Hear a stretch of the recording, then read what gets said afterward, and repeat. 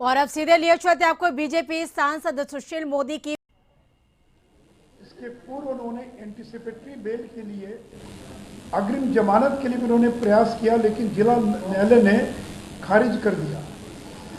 और बाद में जब वो हाईकोर्ट में गए बेल के लिए, तो हाईकोर्ट ने कहा कि 60 लाख रुपया जमा कीजिए तब आपको बेल मिलेगी। तो सुधाकर सिंह ने 60 लाख जमा किया, तब जाकर उनको पटना उच्च न्यायालय के आदेश पर और भभुआ जेल से उनको रिहा किया गया। मित्रों, इस मामले को इन लोगों ने चुनौती नहीं दिया है इस मामले को कि हम पैसा देंगे कि नहीं देंगे। ये जो पैसा था 5 करोड़ से ज़्यादा, इसकी वसूली कैसे की जाएगी, इसको लेकर विवाद था।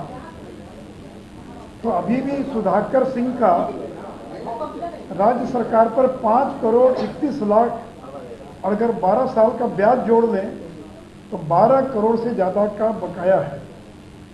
सुप्रीम कोर्ट ने कोई ये जो बकाया था उसको माफ नहीं किया है, केवल वसूली की प्रक्रिया क्या होगी इस पर केवल उन्होंने स्टे लगाया है। तो ये तो हो गया इस घटना का बैकग्राउंड। में कुछ सवाल पूछना चाहता हूं कृषि मंत्री से। कृषि मंत्री बताएं कि उनके ऊपर राज्य सरकार के 5 करोड़ 31 लाख के गबन के आरोप में एफआईआर दर्ज है कि नहीं है। दूसरा, इस गबन के आरोप में उन्हें जेल में रहना पड़ा था या नहीं रहना पड़ा था। क्या यह सच नहीं कि सुधाकर सिंह ने एफआईआर को रद्द कराने के लिए पटना हाईकोर्ट में याचिका दाखिल की थी, जिसको कोर्ट ने खारिज कर दिया था। क्या यह सच नहीं कि आपकी एंटीसिपेटरी बेल को जिला न्यायालय ने खारिज कर दिया था। क्या यह सही नहीं है कि श्री सुधाकर सिंह को 60 लाख जमा करने पर बेल मिला था। क्या यह सही नहीं कि ब्याज सहित 12 करोड़ रुपया बिहार सरकार का बकाया है या नहीं। बताएं सुधाकर सिंह कि बकाया है कि नहीं बिहार सरकार का। अब अगर बिजली का बिल भी बकाया है, पानी का भी बकाया है, टेलीफोन का भी बकाया है, तो बिहार सरकार वसूली की कार्रवाई करती है। तो ब्याज सहित 12 करोड़ रुपया बिहार सरकार का बकाया है कि नहीं है। वो बताएं कि सर्वोच्च न्यायालय तक ने बकाया राशि पर कोई राहत नहीं दी है, केवल वसूली की प्रक्रिया किस कानून के तहत हो इसको लेकर विवाद है। अब मंत्री बनते ही कृषि मंत्री ने क्या बयान दिया। मंत्री कह रहे हैं कि नीतीश सरकार की नीति गलत थी और वे उसे बदलवाएंगे। यानी 2012 से लेकर आज तक जो नीति थी बिहार सरकार की, और बिहार सरकार सुप्रीम कोर्ट तक लड़ती रही इस मामले को लेकर। तो माननीय मंत्री नीतीश कुमार को चुनौती देना कह रहे हैं कि नीतीश कुमार की नीति गलत थी चावल मिलों के संबंध में और वे उसे बदलवाएंगे। मैं केवल ये जानना चाहता हूं कि क्या नीतीश कुमार लालू प्रसाद एवं जगदानंद सिंह के दबाव में अपनी नीति में बदलाव कर क्या सुधाकर सिंह को राहत देंगे। अब इस पूरे मामले में सहकारिता विभाग की भी एक बहुत बड़ी भूमिका है, और वर्तमान में सहकारिता विभाग के जो मंत्री आप सब जानते हैं कि बाहुबली विधायक सुरेंद्र यादव के पास वो विभाग है। अब नीतीश जी को ये जवाब देना है कि जिस मंत्री पर राज्य सरकार का 12 करोड़ का बकाया है, क्या उसे मंत्री बनाना या मंत्री बनाए रखना उचित होगा। तो मित्रों, ये मेरे सवाल हैं बिहार के मुख्यमंत्री से, और सवाल है सुधाकर सिंह जो जगता बाबू के बेटे हैं। राष्ट्रीय अध्यक्ष ने अपने दोनों बेटों को मंत्री बनवा लिया और प्रदेश अध्यक्ष ने अपने तीसरे बेटे को मंत्री बनवा लिया। मित्रों, एक और कागज है इससे डॉक्यूमेंट के साथ, ये राज्य खाद्य निगम कैमूर भभुआ, और जो उन्होंने थानाध्यक्ष रामगढ़ जिला कैमूर को लिखा है, मैं उसके केवल ऑपरेटिव पार्ट को पढ़ देता हूं, आपको भी मिला हुआ है। 2 अलग अलग एफआईआर हुआ, ये मैं एक एफआईआर पढ़ रहा हूं। इस प्रकार से सुधाकर सिंह द्वारा राज्य सरकार की संपत्ति जिसका मूल्य 6 करोड़ 69,52,134 रुपया गबन कर लिया गया है। एक दूसरा और है जिसके अंदर वो कह रहे हैं कि ये दूसरी मिल का मामला जिसमें 4 करोड़ 61 लाख, मैंने दोनों को जोड़कर 5 करोड़ 31 लाख आपको बताया है। अतः अनुरोध है कि श्री सुधाकर सिंह मैसर सुधाकर राइस मिल के द्वारा कुल इतना चावल भारतीय खाद्य निगम द्वारा निर्धारित मूल्य के दर से कुल इतना करोड़ रुपए का इनके द्वारा गबन किया गया है।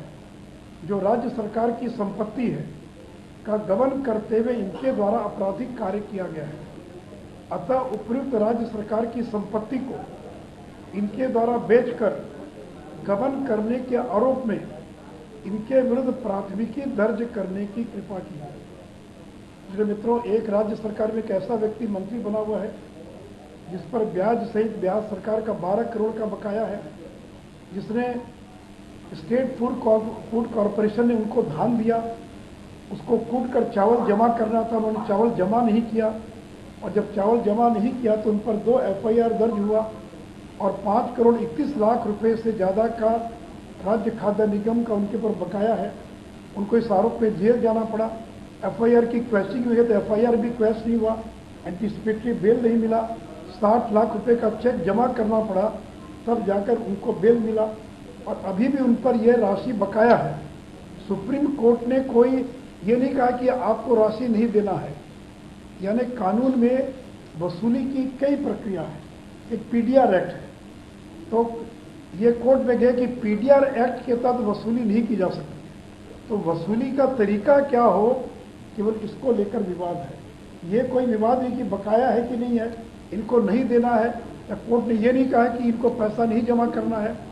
इनको 5 करोड़ 31 लाख रुपया जमा करना, और अगर 10 साल का ब्याज जोड़ ले, ये राशि बढ़कर लगभग 12 करोड़ रुपये से ज़्यादा की होती है। और चूंकि दत्ता बाबू के बेटे हैं और राष्ट्रीय जनता दल में एक सुप्रीमो हैं, लालू जी दूसरे सुप्रीमो हैं, जगता बाबू दोनों के बेटे मंत्री हैं, तो मुझे डर है इस बात का, और जिसका जिक्र भी किया अपने प्रेस वार्ता में सुधाकर जी ने, कि सरकार की प्रोक्योरमेंट की नीति गलत है, मैं उसको ठीक करवाऊंगा। मुझे डर है कि कहीं लालू जी और जगता बाबू के दबाव में बिहार सरकार अपनी नीति में बदलाव कर कहीं सुधाकर से व ऐसे लोगों को राहत देने का काम तो नहीं करेगी। और इसलिए जिस व्यक्ति पर राज्य सरकार का 12 करोड़ का बकाया है, उनको तो चाहिए था कि पैसा जमा कर दे। बहुत सारे लोगों ने पैसा जमा कर दिया, लेकिन उन्होंने पैसा जमा नहीं किया, तकनीकी आधार पर मुकदमा लड़ रहे हैं। तो ऐसे व्यक्ति को मंत्री पद पर बने रहने का अधिकार नहीं है। इसलिए मैं माननीय मुख्यमंत्री जी से आग्रह करूंगा कि जिन पर 12 करोड़ से ज़्यादा का बकाया है, और अभी कृषि विभाग जैसा महत्वपूर्ण विभाग का जिम्मा आपने सौंपा है, तो ऐसे व्यक्ति को अविलंब मंत्रिमंडल से बर्खास्त किया जाना चाहिए। मित्रों, इस विषय पर कोई प्रश्न होगा तो मैं जवाब दे सकता हूँ। इसके अलावा कोई और विषय होगा तो फिर अलग से हम लोग अलग से बात करेंगे। केवल सुधाकर सिंह और इससे जुड़ा जो मामला है, इसके बारे में कोई अगर तो आप सुन रहे थे बीजेपी सांसद सुशील मोदी को। उन्होंने कहा कृषि मंत्री सुधाकर सिंह पर हमलावर हुए। उन्होंने कहा कि जिस व्यक्ति के पास सरकार का 12 करोड़ राशि बकाया, उसे मंत्री बनाए रखना सही है या नहीं, ये नीतीश कुमार बताए।